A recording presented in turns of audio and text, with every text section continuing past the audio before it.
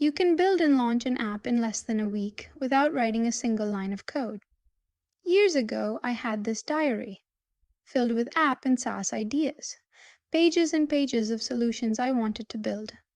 But there was one massive problem. I wasn't a programmer. That used to be my biggest obstacle. I tried so hard to learn to code, but just couldn't get it. And now, that obstacle has completely disappeared into thin air. And your girl is working on her first SaaS startup.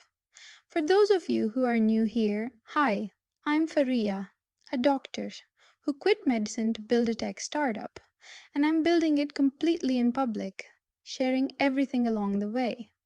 There was a time when app development required years of programming knowledge. But these days, artificial intelligence can handle technical planning while you focus on solving real world problems.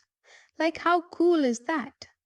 I'm about to walk you through building a functional app from scratch, the type that has the potential to generate real revenue.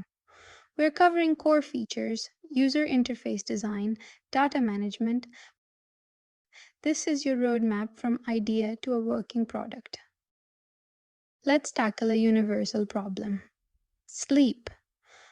Okay, so we need a basic set of features for our sleep tracker. But instead of just guessing what people want, we can use AI to do the research for us. AI can go through Reddit threads, social media comments, App Store reviews, all the places where people are actually complaining about their sleep problems and what they wish existed. Let's go to Perplexity and enter this prompt. Research Reddit and social media discussions about sleep tracking apps. What are the most common complaints users have, and what basic features do they say they wish existed? Look at this response: real people, real problems. If I summarize what users are actually asking for, these features will pop up, which we will be using for our app creation in Bubble. I know your eyes just started twinkling with that one idea that's been in your mind. What are you waiting for? Open your laptop and start building it with me. We ain't no slackers. Time to create a working MVP that your beta testers can actually play around with. Alright, time to get our hands dirty. Open up Bubble. Start a new project. Give it a name. I'm calling mine Sleep Tracker App. Select Web App. Then click Build with AI and go. Now they offer you a free trial, but we're using the basic features for now, so don't worry about that. This window opens up where you'll paste that prompt we got from Perplexity, the one with all those features users actually asked for. Next, Bubble gives you this basic preview of what features it's adding to your app. Take a moment here, review it carefully. Check that the key features are there: sleep duration tracking, quality rating, the trend visualization, improvement tips, all the stuff we researched. If you see something missing, use the chat window to give further instructions. You can add or refine features right here before it builds anything. Once you're satisfied, hit that generate button. Bubble will build an interactive prototype in the editor. They say it takes 5 to 7 minutes. It took 3 minutes for me, by the way. Okay, so now we're going to dive into the design and look at all our web pages to see what they actually look like. And remember, we're doing all of this with a no-code AI app builder, free version, no credit card is needed yet. Let's click on recommendations and see how it looks. You can hover around to any element on those pages and change its layout, color, size. Want that button bigger? Done. Different color scheme? Easy. Then, if you click on different buttons, you can edit their workflows. This is where the magic happens. Workflows mean if you click this button, what would happen on the back end? Like, does it save data?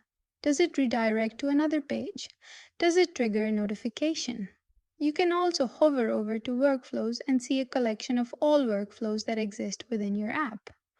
Look at all these buttons: login, sign up. You can change what pressing a button actually does for a user. Pretty powerful stuff, right? Now, here's where I need your help. Drop a comment below telling me, what's your biggest obstacle that's stopping you from getting started? I want to know what's holding you back so I can help you push through it. Now, before I dive deeper, I want to be super transparent with you here. We're only using this app for AI to create a no-code app just for the prototype, so we can test what works and what doesn't, without wasting money and time. That's why I'm using these free versions.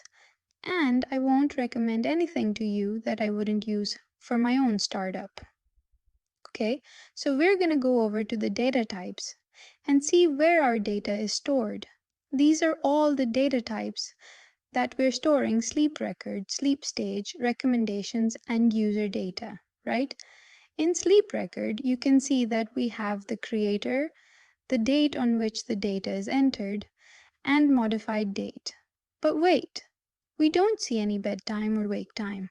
That's weird. In sleep stages, there's a lot more data, and it shows there's a sleep record which was deleted, which I did, by the way. We can add that later. These are all the types of data that will be stored here. Then you can see recommendations, and on the user side, we'll store the email, the date it was added, all that stuff. And you can see the privacy settings. Users can access their own data, but not other people's data. Alrighty, then you have app data, all the users and their sleep records. All the user data will be stored right here. Look at the sleep record again. As we mentioned before, there's no bedtime or wake time, only created date and modified date. It isn't even storing the user's email anymore. So these are the problems we're coming across. Now we'll go to the preview of this app and see how it looks. We're going to try to log one sleep record here and see what happens. Okay, it's loading. So this is how it's going to look. We're going to try to log a 1-hour nap here and see if it records that properly or not. Let's log the sleep. Okay, now that we're logged in, we're going to go back to the data page and see the app data. Did it store it or not? We'll come here and check the app data. Look, the last modified date is 4:24 p.m., while right now it's 4:29 p.m. So this is not the recent record. It didn't work. So we're going to go back to that page, refresh it, and try once more. Let's record another 1-hour nap, 4 p.m. to 5 p.m. Log it and go back and check the data. Now, at the bottom here, we can see if any button clicking is going to trigger any event. Like, if we click this log sleep button, what happens next? There's supposed to be an arrow next to it, and there's supposed to be an action or data recording command here, but it does not exist, which means that's something the AI missed. And that's exactly what we're going to fix now. This is the reality of when you build MVP. Without code, you still need to check everything works properly. Okay, so now we're going to go to the data types and fix the problem with the sleep record, where we noticed there was no bedtime or wake time, right? So we come here, click Create New Field. We're creating a new field called bedtime, then we go down and select date. In bubble, date means both date and time, okay? Now we create another field, wake time, which would again be in the category of date. So it will record both the date and the time.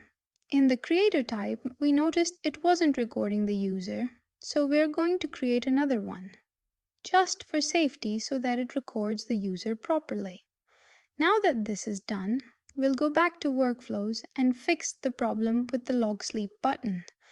We can see there's no workflow next to the log sleep button, so we'll go to account, navigation, data, and things.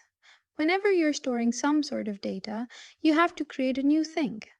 We'll go into sleep record and add all of the fields: bedtime, user, wake time. For bedtime, we'll choose date, current date. Whichever current date the person chooses will be recorded here. For user, we'll always do current user. And for wake time, we'll again do the current date and time. After this is done, We'll go back and refresh our app and see if it's doing the work we wanted it to do. We're going to log another 1 hour nap and see if the problem is fixed. So once again, 4 p.m. to 5 p.m.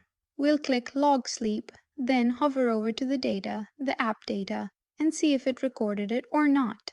Look, it recorded all of it. The bedtime, the wake-up time, the user, the created date, the modified date, all of it, which is exactly what we were trying to do here.